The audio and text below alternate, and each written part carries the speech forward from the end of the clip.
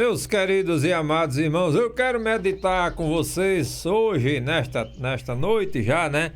A respeito do reino de Deus. E aí a gente fica se perguntando, mas o que é o reino de Deus? Lá em Mateus capítulo 4, no versículo 17, a palavra de Deus diz assim, ó: arrependei-vos porque é chegado o reino dos céus. O interessante é que lá em Lucas, no capítulo 17, no versículo 21, quando um magote de camarada interroga Jesus, eles interrogaram Jesus, aí Jesus fala para eles assim, ó: o reino de Deus está dentro de vocês. O reino de Deus está dentro de vocês. Aí como é que eles iam imaginar que o reino de Deus estava dentro deles? Olha, Jesus estava dizendo para eles que o significado desta frase, o reino de Deus está dentro de vocês, era que a partir do momento que nós conseguirmos deixar Jesus entrar na nossa vida, ele passará a ter domínio sobre nós. Como assim, irmão Miranda? Porque Jesus não estava falando da situação física, natural do homem, ele estava falando do espiritual. Era exatamente do espiritual que Jesus estava falando para eles naquele momento. Então o significado disso era que o governo de Deus estava presente na vida daqueles que verdadeiramente confessavam o nome de Jesus. Meu Miranda, então era só naquela época? Não, é hoje também. No dia que você confessar Jesus como seu Senhor e Salvador, aí você tem que passar a dizer, como disse o apóstolo Paulo: eu não mais vivo, ou eu não vivo mais, mas Cristo vive em mim. O que é que você está dizendo com essa frase? Você está dizendo assim: eu não me domino mais. A minha vontade morreu, ela acabou-se. O que importa em mim a partir de hoje é a vontade de Deus. Então a vontade de Deus, ela precisa prevalecer na minha vida, desde que eu confesse a Jesus como meu Senhor e meu Salvador. Então, diante da pergunta dos fariseus, daqueles fariseus, sobre a vinda do reino de Deus, Jesus respondeu que o reino de Deus não vem como uma exibição externa. Por quê? Porque a expectativa deles, era que Jesus viesse como um rei, cheio de pompa, numa carruagem invocada, como a carruagem, melhor do que a carruagem de Faraó, para que eles pudessem ver Deus dominar Jerusalém, dominar toda aquela região como um rei natural, um rei da terra, um rei físico, Só que Jesus veio diferente. Então, os judeus, eles esperavam a chegada de um reino terreno, visual. Eles queriam ver, liderado por um Messias conquistador, assim como Davi, que conquistava as terras, que vencia as guerras. Eles estavam esperando isso. Aí Jesus chega e dá na nuca de todos aqueles caboclos ali, quando o Senhor diz assim: olha, o reino de Deus está dentro de vocês. Mas, Senhor, dentro como? Assim, eu estou esperando um reino natural, um reino físico, e o Senhor vem dizer agora que o reino está dentro de mim. Aí Jesus disse: tá. Sabe como? Arrependei-vos, porque o reino de Deus chegou. Mas, Senhor, chegou como? A gente não está vendo o rei, a gente não está vendo o Messias. Como é que o reino de Deus chegou, Senhor, se a gente não está vendo?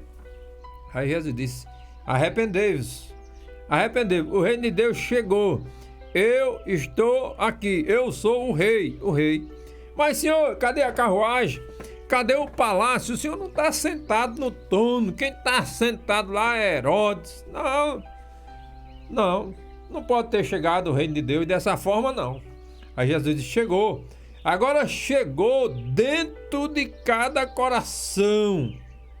Mas que coração, Senhor? Coração quebrantado. Todo aquele que se quebranta diante de Deus e confessa a Jesus como seu Senhor e Salvador, ele verá a glória de Deus.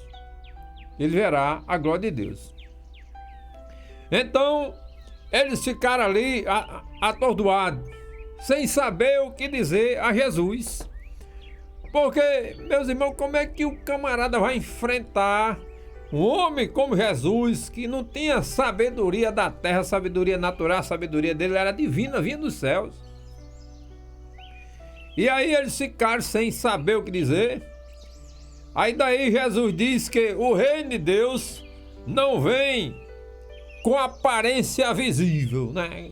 Pra gente ver assim, ser humano. Ele diz, esse reino não é exterior a ponto de alguém poder apontar, não.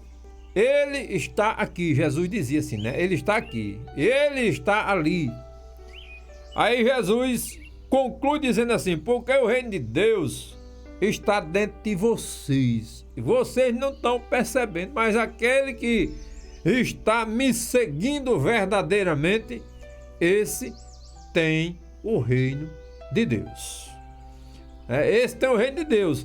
Esse vai morar no céu. A prova é, meus irmãos, que quando Jesus é crucificado, aí a Bíblia diz que tem dois meliantes, como a gente diz aqui, né? Um do lado direito, outro do lado esquerdo. Aí um diz assim, se esse aí fosse quem ele diz que é, não estaria agora pendurado nessa cruz como nós. Então ele não é profeta. Ele não é. Aí o outro diz assim, homem, cala tua boca, fecha essa matraca aí que tu não sabe de nada não.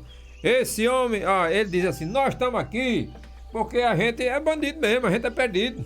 Mas esse homem não fez nada de errado. Esse homem é inocente. Aí ele olha para Jesus com o coração quebrantado. Aí diz assim, Senhor, tem misericórdia de mim, tem piedade de mim quando chegares no teu reino, Senhor. Aí Jesus viu que o coração dele estava quebrantado. Aí Jesus disse, o reino de Deus é chegado nesse coração. Como foi que Jesus disse isso, Miranda? Ele disse com essas palavras? Não. Disse não, com essas palavras não. Ele disse assim, o reino de Deus é chegado nesse coração porque esse coração está quebrantado. Ele está quebrantado.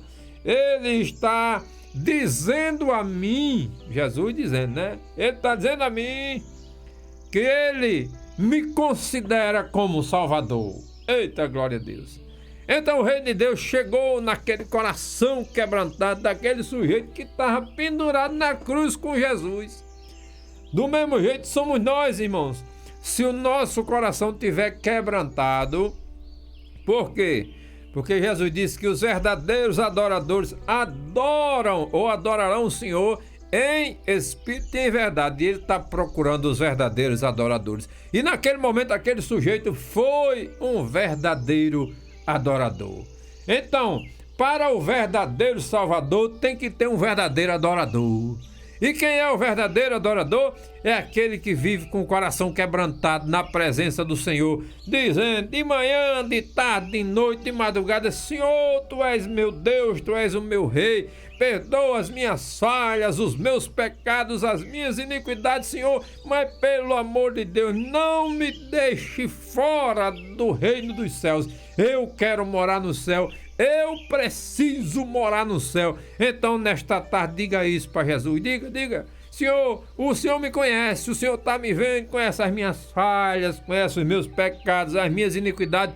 Mas me perdoa, Senhor, porque eu preciso de Ti. Eu preciso da Tua presença na minha vida para que eu possa prosseguir para o verdadeiro Salvador e que Deus nos abençoe. Eu sou o Senhor.